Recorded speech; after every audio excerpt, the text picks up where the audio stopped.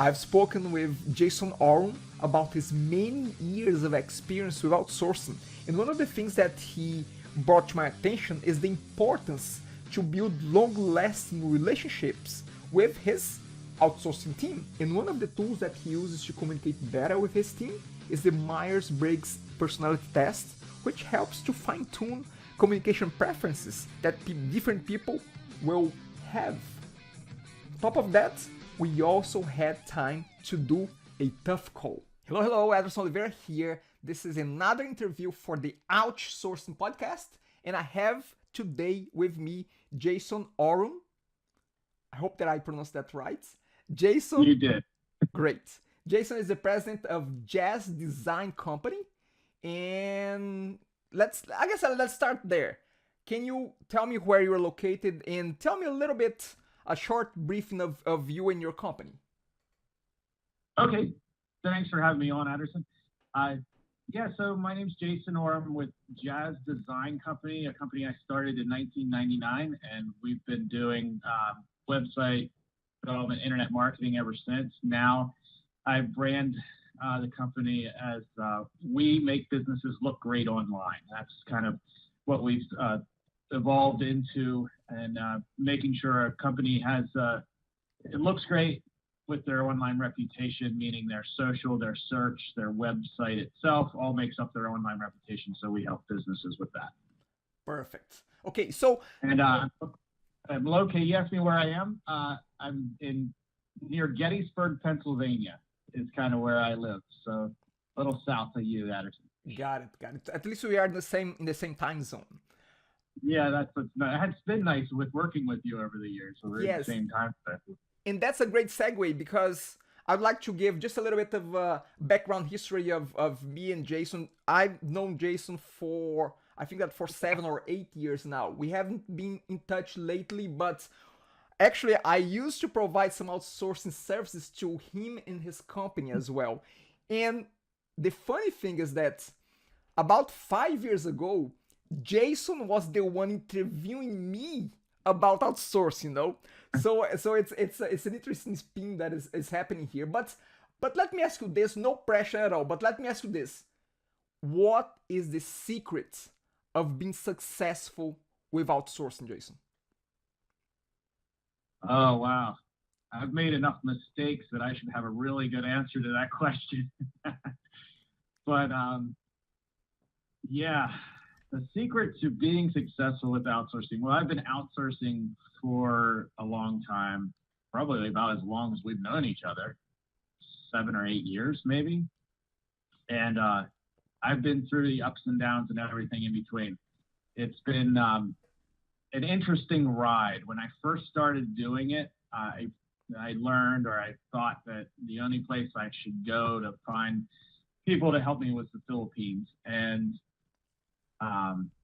so that's what I did, and I used some of the resources back then. But I found out, over the years, it really doesn't matter where in the world you're finding people to help you. It could be in the next town over, or it could be in India or wherever. What you really want to do is establish a good relationship like you would with any employee, and give them very easy to follow instructions. And if you can do that and build a relationship with someone, then what I've found since I've been doing it for so long is now I don't need to look for more people all the time. I used to try to find new people all the time because somebody didn't work out, and a lot of times it was me that I was the problem, because I wasn't fair to them. I didn't interview them properly, or whatever the case was. And so it was a pretty steep learning curve for me.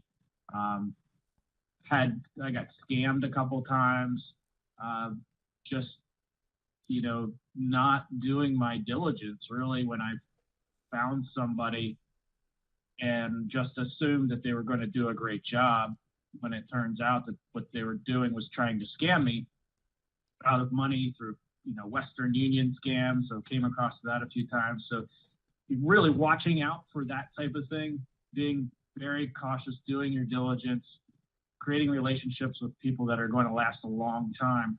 is how I've been most successful with it. Okay, so let me ask you that. You said that creating a good relationship, and most of the time we're doing outsourcing with someone that is remote to us. It's not located in the same city. It's not located next door. You cannot see them every time.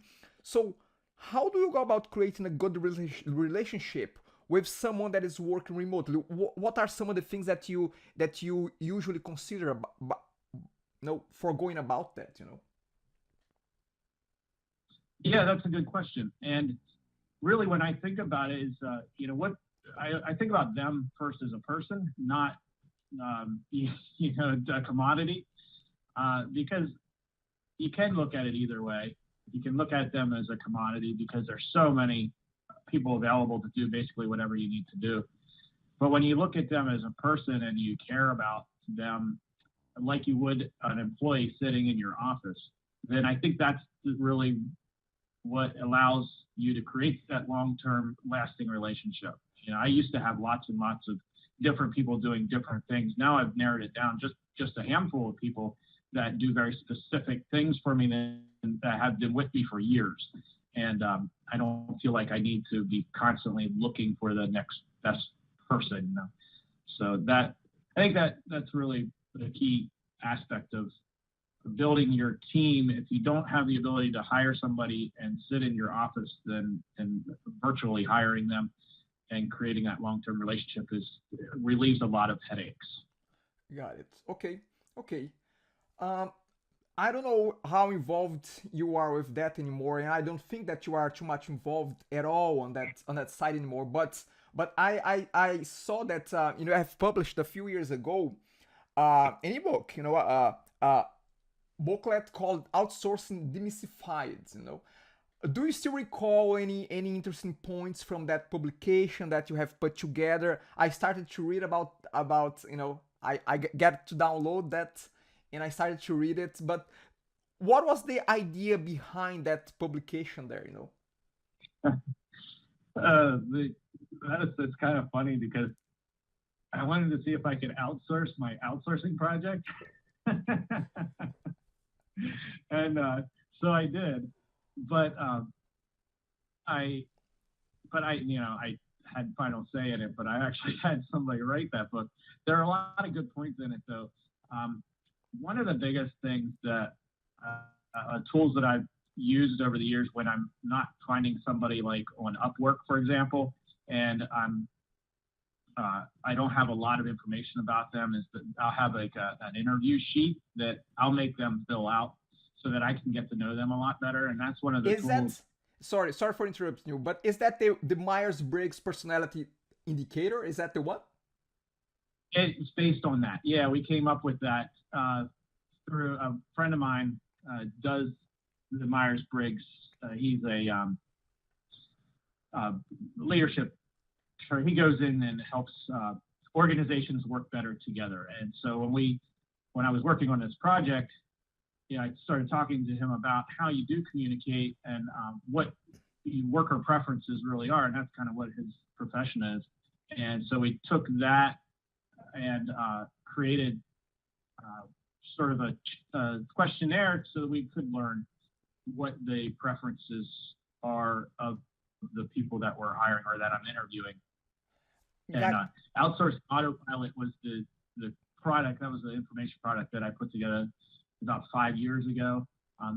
Things have changed a lot since then, but there's still some really good content in there. It's outsourcingautopilot.com. You can check it out. Their blog articles are pretty good. Actually, our interviews up there that I did, I think I sent you a link to that, Ederson, from 5 years ago. It was fun to watch that. Yes, it was fun. So yeah, there's a lot of good resources on there still. Got it. So let me go back here to the questionnaire, because the whole point of the outsourcing is because outsourcing can be a pain, and I'm talking to you so we can take this pain away for our guests, for me, for people that are watching this. So one of the aspects of taking that pain away, is providing tools, providing techniques, providing approaches of how people can go about selecting a good candidate, selecting someone that will stick for the long run. So my question there on that questionnaire, Jason, is how does that questionnaire helps you to say, hey, this individual might be a good fit, or that individual may not be a good fit? I mean, are you able to choose to pick and choose based on how they answer some of those questions that you have? That was the idea with it. Yeah, it just helps you understand. Like the Myers-Briggs identifies how people prefer to be treated. If they are more emotional and or if they need direction, like there's two complete ends of the spectrum of how people prefer to be prefer to work.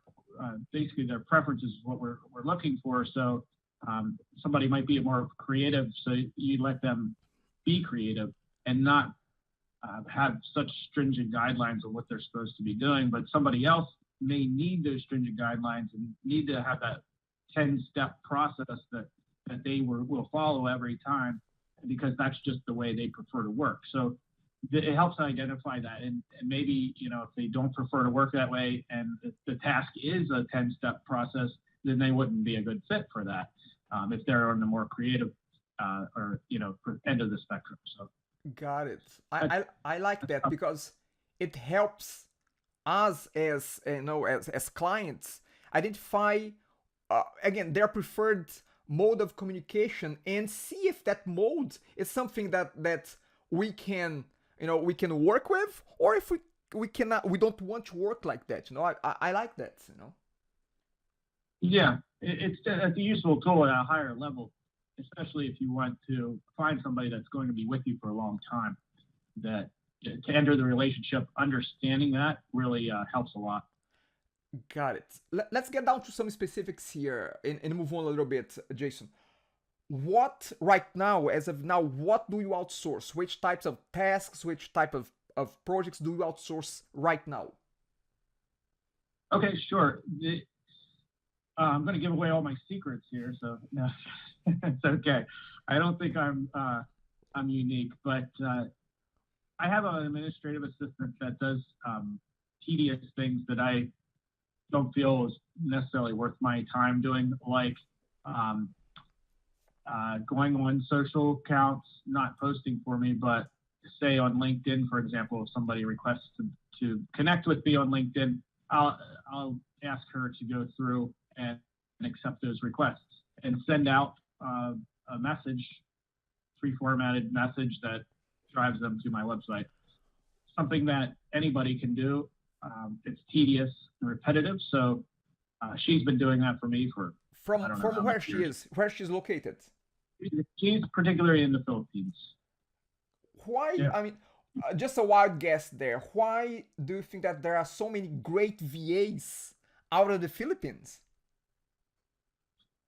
For one, they speak English as their sort of a second language.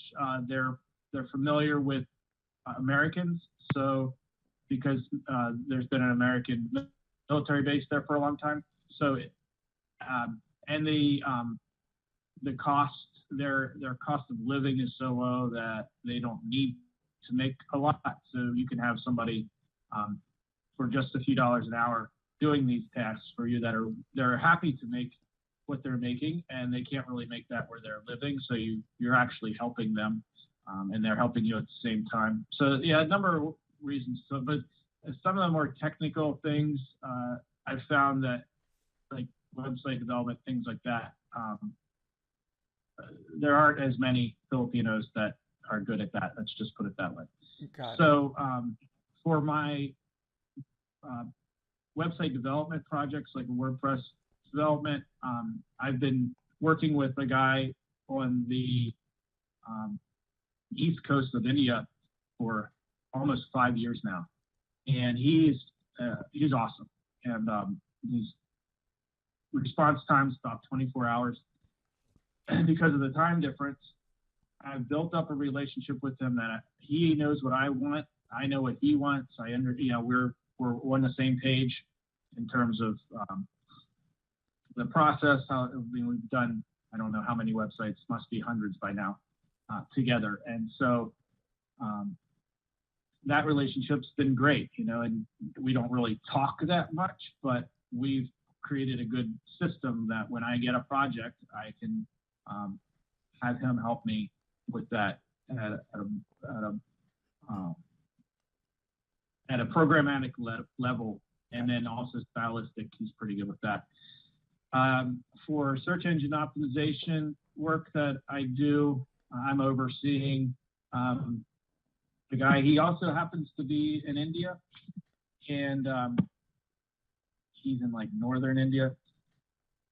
He is his English is almost perfect.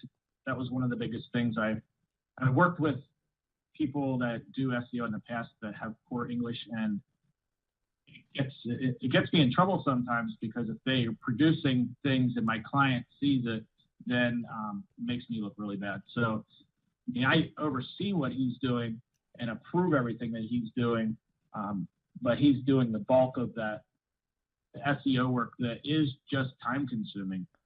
I pay him a little bit more than maybe I could be paying somebody else, but he does such a great job, and his English is so good that it's worth it, and he shows results. So who else? And then I've got a guy that I've been using for a couple of years that is really good at creating logos and branding. So I hire him, but that's sporadic. We don't do a lot of that. But when we do it, I can put out a really good product. And that's kind of my team, the SEO team. My manager there oversees one or two other guys that help them out. But that's kind of, in a nutshell, what we have right now. That person in the Philippines also has done some research for social media posts. She doesn't actually post, but she will go out, and again, she's one of the people that you really have to give very specific guidelines of what you're looking for. She's not very creative, but when you give her a task, she's good at getting it done.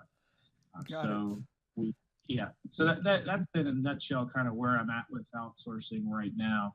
And we have, there's three of us that are owners of the company working it full time, and my cousin, actually, Nigel, you'll probably see him online. He's Nigel Ohrum, pretty well known in the social media space as being somewhat of a guru. And he lives in Virginia, but I consider him almost outsourcing too, because he's not full time. He has one task or two tasks that he does all the time, but he's here in America. He's just one state away. So that is an example, of outsourcing, in my opinion. Got it. Let me ask you this, Jason. Is there any particular task or work right now that you wish you would be outsourcing, but for one reason or another, you are not outsourcing that yet?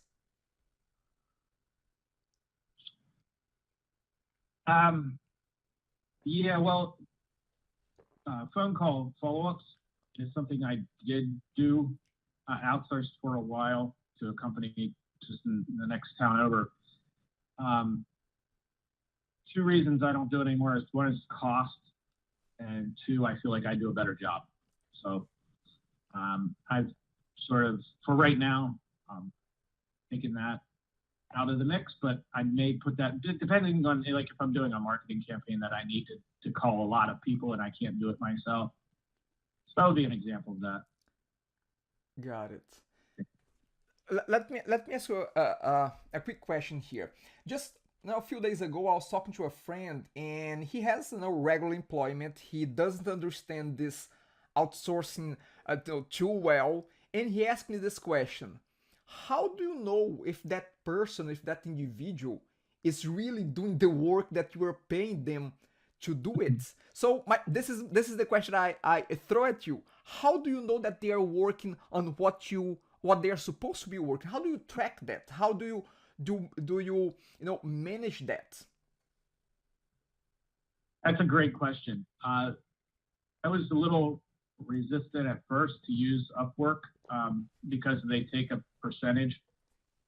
The cost is a little bit more, but I found that as a couple of my people that I've been using, going through that helps me manage just what you asked about there. So, especially with SEO work, I I can look and see what he's doing through Upwork because it takes screenshots when he's timing himself, so I can see that way, and I can see that he's doing something. Otherwise, with SEO, it's results. Are the websites coming up in search engines more or not? Or and if they're not, then there's something wrong.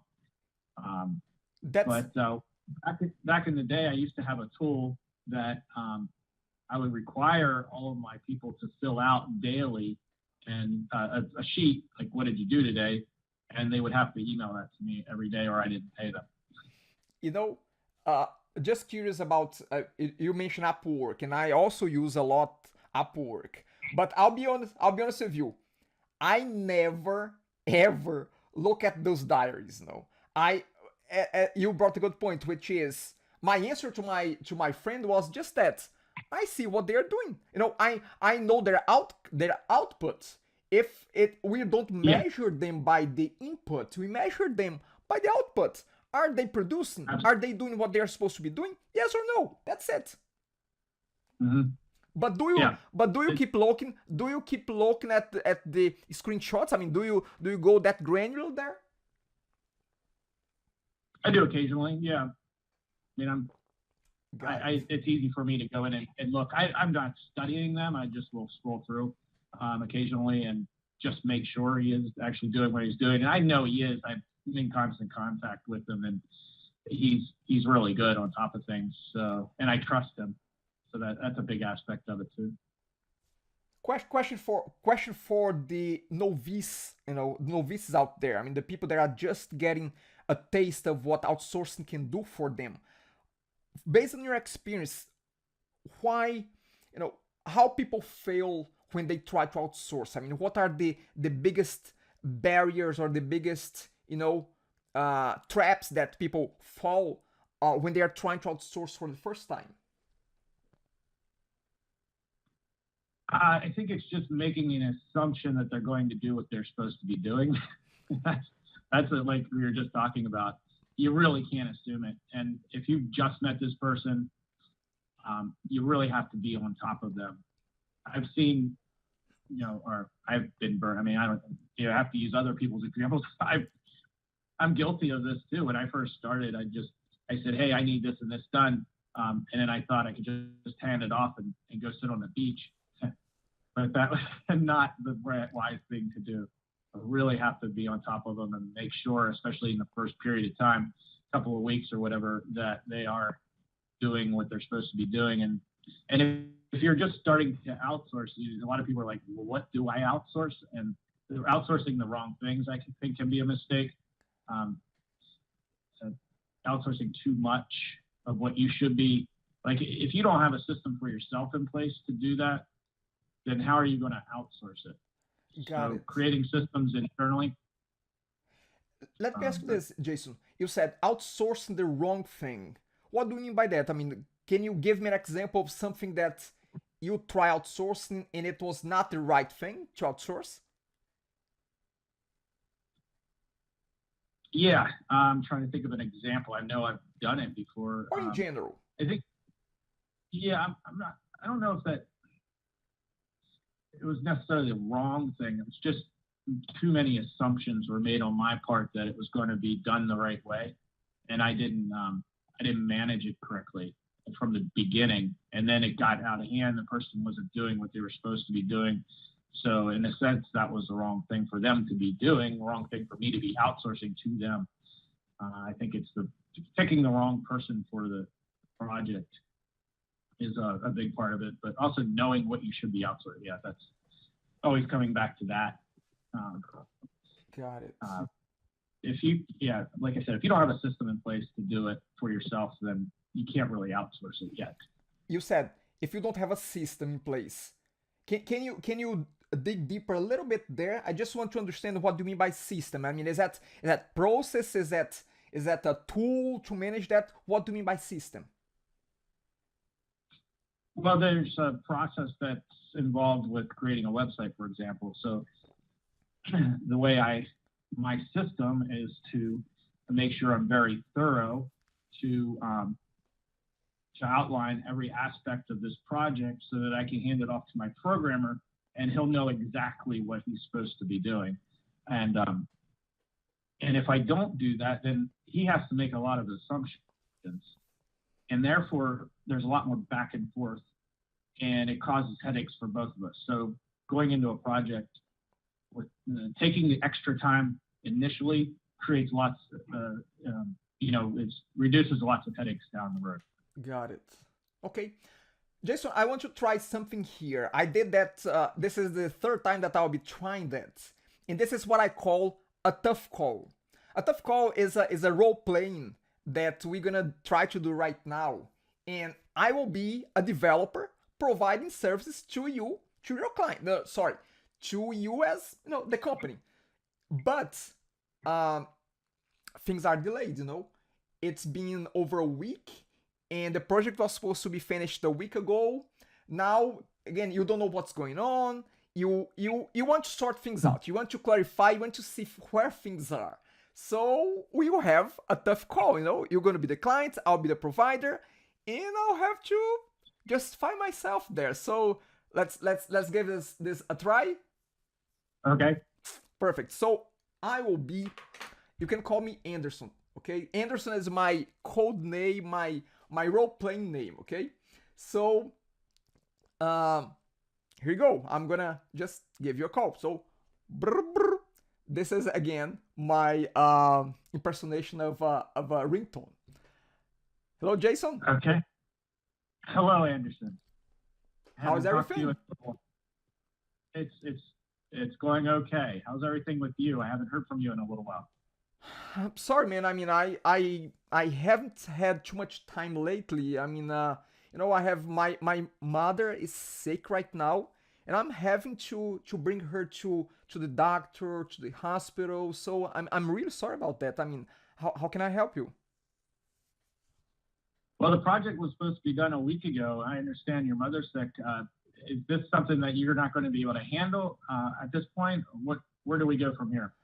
Oh man, I don't know. I just wish that I was able to inform you. I'm sorry for not keeping you in the loop, but I may have to sleep with her in the hospital for the next 2 nights, so I won't be able to do much, for the next 2 days. But hey, I mean, after that, I'm pretty sure that within a week I should be back on track and we'll get the project moving again. I mean, does that work for you? I'm really sorry about that, man. Well, that really doesn't work for me, unfortunately, because we're already a week behind, and my client has expected this project to be finished. So I'm really sorry about your mother, and that you're going to have to spend time with her. But what I do need you to do is send over what you have now. Because I do have somebody else lined up. I apologize, but that's kind of what I have to do. Okay, Jason. I mean, yes. I mean, we can just, I guess, at this point, just sort out the final, the final payment that is pending there. But you know what? Because it's delayed, I'll just let it go. And yeah, I'm really sorry about that. I know that we just met, about a month ago. And this is not the impression that I wanted to give to you, but we gotta do what we gotta do. And yeah, I'll send you the source, and you're gonna have that by tomorrow morning. Okay, well, when you do send that over, I'll be sure to pay what's the remaining on there. If I don't get that, then obviously you're not going to get that. And the other thing about that, and I understand things happen in life, but I'm running a business here, and I want you to be successful in the future. So if everything works out well here, then I'll give you a good review. If it doesn't, it's going to be the opposite, and that's really going to hurt your chances of getting a lot more work. So let's part as friends for now, and let me get on, get this project finished so my client's happy.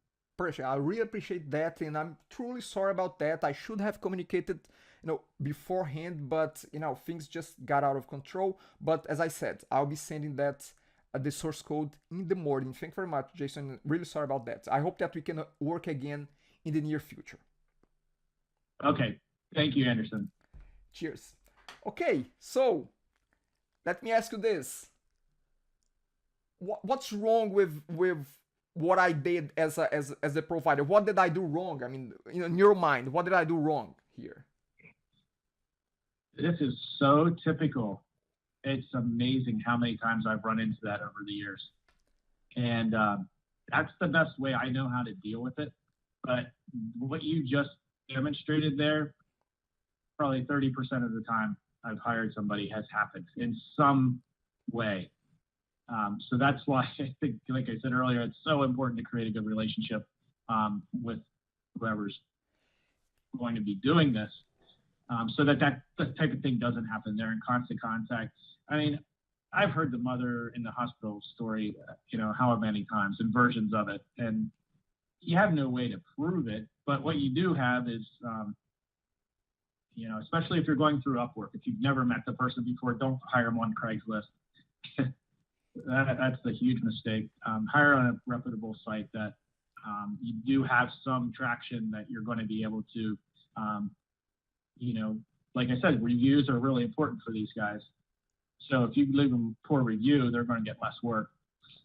That's a big thing. And then the payment, obviously, it's escrowed, so you have the option to release that or not release that based on their performance. So you kind of have a lot more. You do have a lot more control using those tools.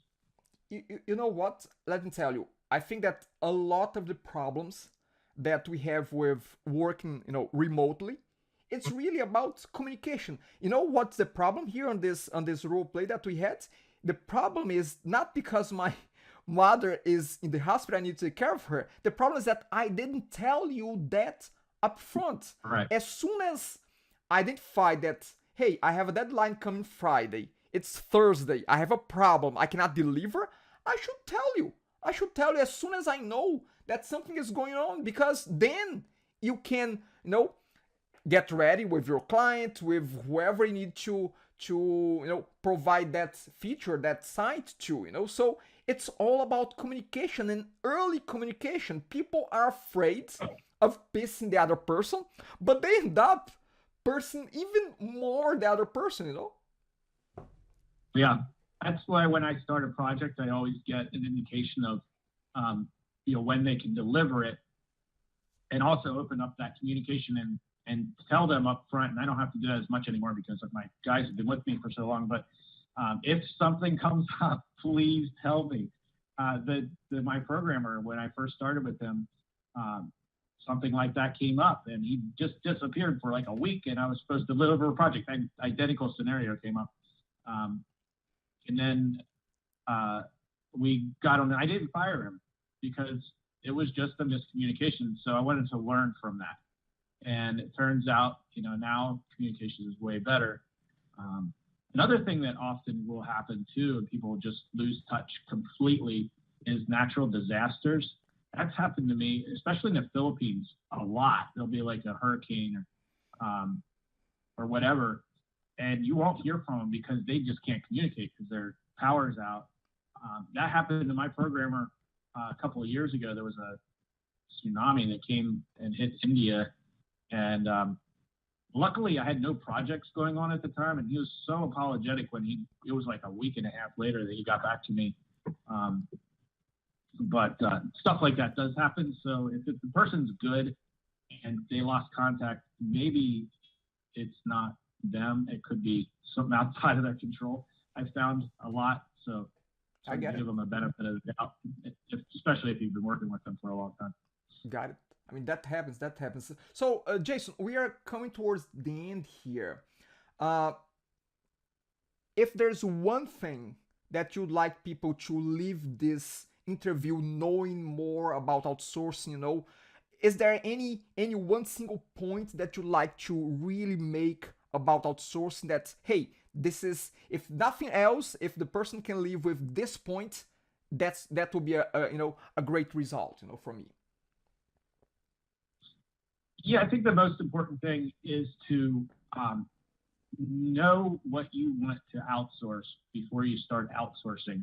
create systems that are replicable so anybody can do the project, document the system, be careful who you hire, interview them, find out what their preferences are, and try to create long-term relationships with people if you are going to be using them over and over again for projects. That's, in my experience, been key. From Very my, good, very good.